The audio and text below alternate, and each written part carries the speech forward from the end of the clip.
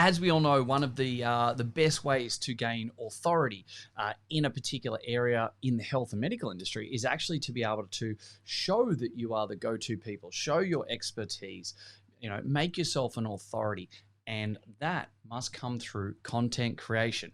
And unfortunately, as health providers, it's probably one of the most daunting things that people don't like doing or don't feel they're great at for all sorts of reasons. But I'm going to show you right now some of the must-do tips for you to make sure that every post is a winner in the content creation you must do to succeed in health and medical businesses.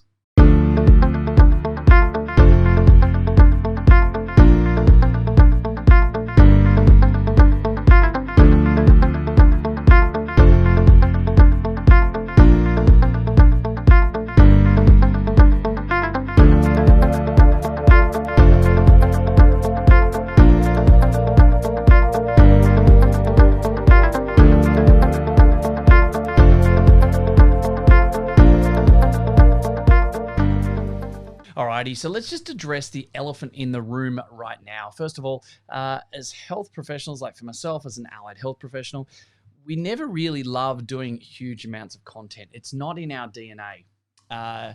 We like to be technically minded. We like to be able to diagnose problems. We like to treat problems. We like to have more impact on people's lives, which is fantastic.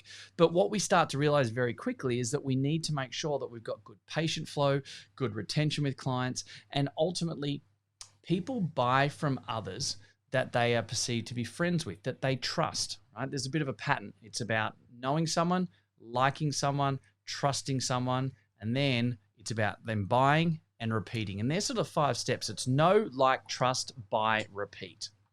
So we get into that situation where we want to make sure that we're making every post a winner.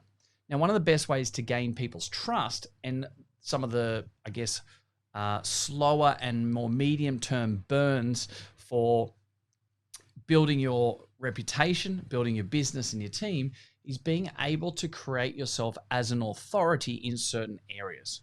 And the only way you can do that is you've got to be able to show people the value of what you bring. You've got to be able to show people that you have solutions to their problems. You've got to show your knowledge and experience. But the challenge that we get is that too many people, when they do this, they move into a realm of creating content and creating a push-based strategy out, particularly in social media, email marketing, etc., that actually involves them talking quite technically, talks a lot about jargon, and they try and make themselves sound more sophisticated and more professional, have better experience because they want to chat and talk like academics.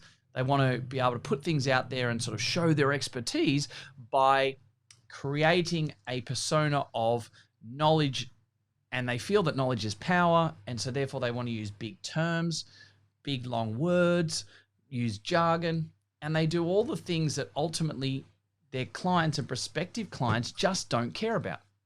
People don't actually want to know the big terminology. They don't want to know that you can sound all big and professional because it's not relevant to them.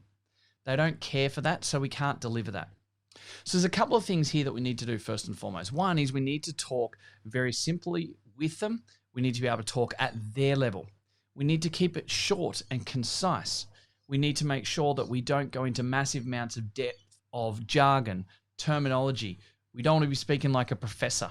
We don't want to talk to them about the research and the data and, the bell curves and things like that, because ultimately, again, people don't care. They just want to know what's in it for them. They want to know how you can help them. They want them to understand that you have the solution and that it's easy, quick, and safe for them to actually engage with that process and get the benefit that you're talking about. Okay? So we want to make sure that we market the problem and provide the solution. So think about the content that you're doing right now. Could it be understood by a 10 or 12-year-old?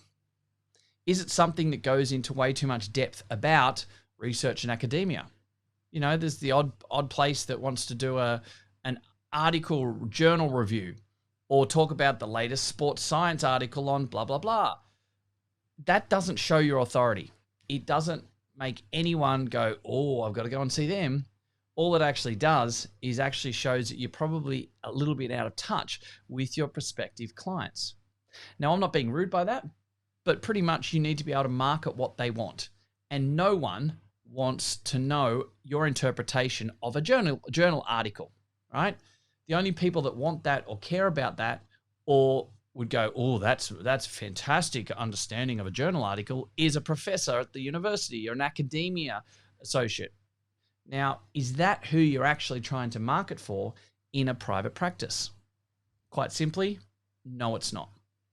Even if you're trying to pitch to, regional sporting academy or something like that, you're trying to actually pitch ultimately to the coaches, to the strength and conditioning side of things. So again, they don't actually care about what the data and the research and the breakdown of an article is. What they care about is the implications of what you can provide solution-wise to their problems. So there's a couple of tips right there, first and foremost, about your language. You've got to always know your target. You need to make sure that you know exactly what their problem is, and you need to know what the solution is, and you need to talk to that solution. We need to keep it really simple and really short because people's attention spans are not that long these days. It's bite-sized chunks. Just like the saying goes, how do you eat an elephant? One bite at a time. I always have said, how do you boil the ocean? It's one saucepan at a time. You can't boil the whole ocean, but if you just took one saucepan at a time and boiled it, you'd go a heck of a lot further in a very strategic and stepped out process. Let's not get to the end result of how that would work out at this point in time. So we need to make sure that we do that. Now, if we move ourselves across a little bit on the content side of things, we've got to start looking at repurposing content as well, because you can't be all over every type of medium all the time. Now, there's a lot of people have tried and never really goes well for them. So the other big avenue of doing content creation is we have to make sure that we have the right content in the right places for our right target audience, first and foremost. But there's been a lot of misnomers in the last few years about, professionals aren't on Instagram, or Instagram is for mums and, young mums with babies. They're not on LinkedIn and all this. Well, the fact of the matter is, these days, the data actually shows us that the vast majority of people are on all mediums, and that different avenues of your target market, particularly in a private practice, are actually going to be across all of those mediums. Such as you might have corporate programs, industrial programs, wellness programs, ergonomics, manual handling, etc. That's going to be very well suited to a LinkedIn environment. Everyone, let's be honest, is on Facebook, so you have to be there. But then there's also a lot of people that would be able to benefit from your mums and bubs class, etc., from your Pilates or your yoga, etc., which is going to be more suited to actually working with Instagram, lives, stories, etc. So we have to make sure that you're across, and that's only 3 of the platforms. There's a lot of people that are across other channels, even just using text messages. That goes really well for us these days. Email marketing and affiliates, etc. That's all other angles. So you have to stop, and we're not going to go break this down really heavily at this point in time, but you have to stop and think about not just where your target market is with your content, but you have to understand that in many respects, you've got to cover all of these different social media platforms and digital footprint avenues. So how do you actually do that? Because otherwise you're going to be sitting there going, Jason, you're trying to make me into a content making machine. It's going to take me 4 hours a day across all my platforms and blah, blah, I just don't have time. Well, that's not what I'm saying.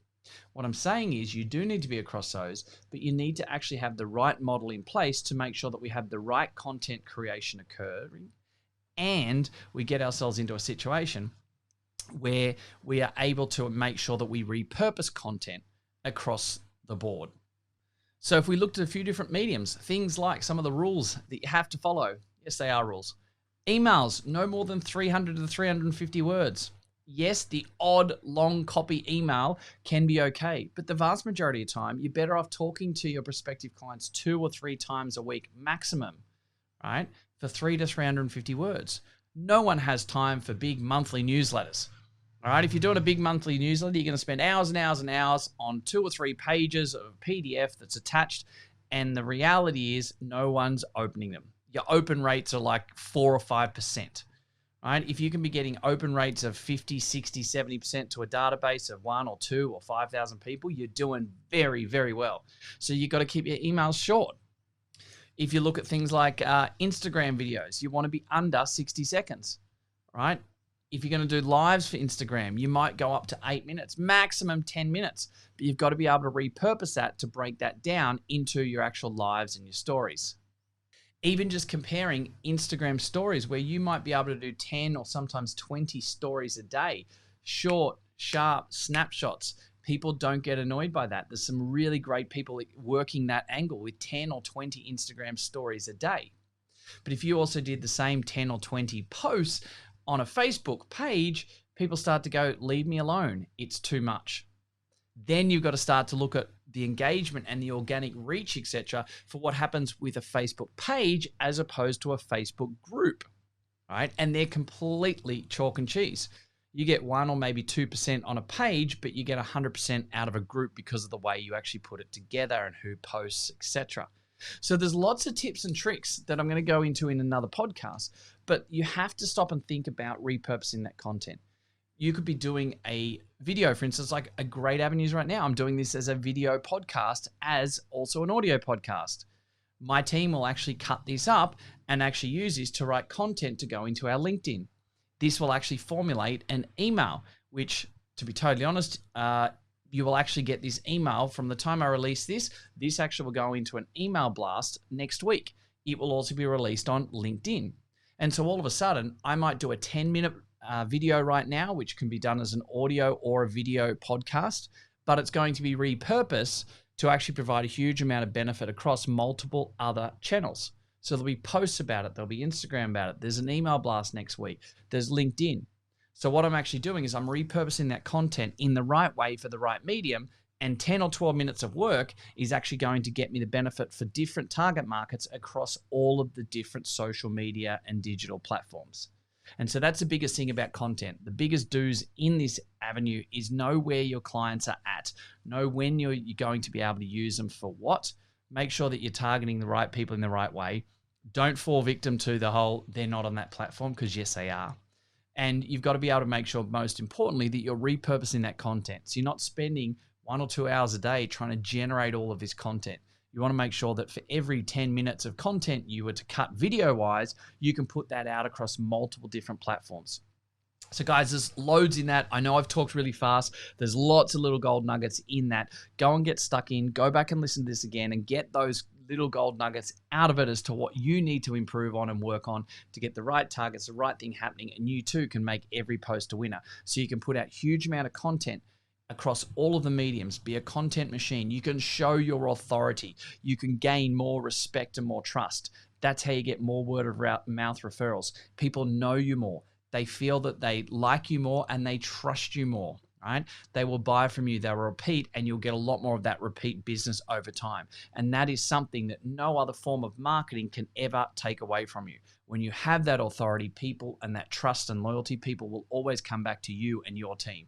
So if you want a great long-term strategy in this place, this is exactly how you do it. Create authority, use content exactly as I've explained now, and you too will reap the benefits moving forward in your health and medical business. I'll talk to you again very soon. Hey guys, thank you very much for listening to another episode of the Profitable Practice Podcast.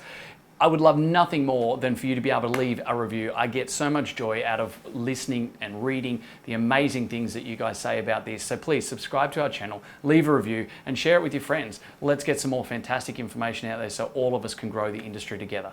Cheers for now.